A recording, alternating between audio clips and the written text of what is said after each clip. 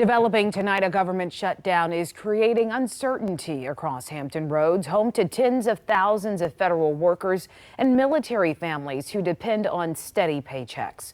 Lawmakers in Washington are pointing fingers, and that includes those representing our communities. John Hood reports tonight.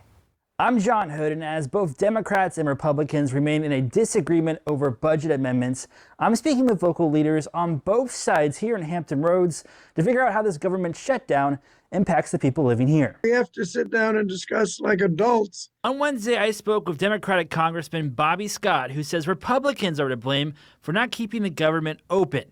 We ought to discuss, negotiate legislation that can keep the government open. Passing a bill and saying my way or the highway and we're leaving town is not a negotiation. And they're finding out that you can't govern that way. Republican Congresswoman Jen Kiggin says Democrats are to blame for the shutdown. This has been a situation where the Senate Democrats have refused to vote for a continuing resolution, a clean continuing resolution, which would simply buy Congress 7 more weeks to get our budget or appropriations work done.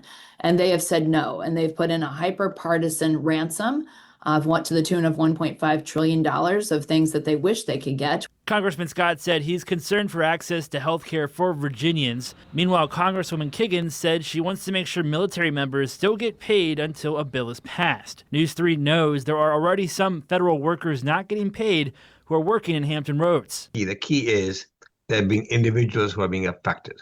Vinod Agarwal, an economic professor at Old Dominion University, says the major concern is just the people. He says if money is not flowing in, the more likely businesses will feel the impact too. If you are running a restaurant which is running at the margin, this margin, if the furlough, the shutdown stays longer, it could really affect your life seriously. Kiggins tells me she's introduced the Pay Our Troops Act, which aims to make sure military families and Coast Guard members, as well as some federal workers, still get paid during this government shutdown. Meanwhile, Scott tells me he has written a letter to the Trump administration to make sure benefits such as WIC are preserved during the government shutdown. I'm John Hood, WTKR News 3.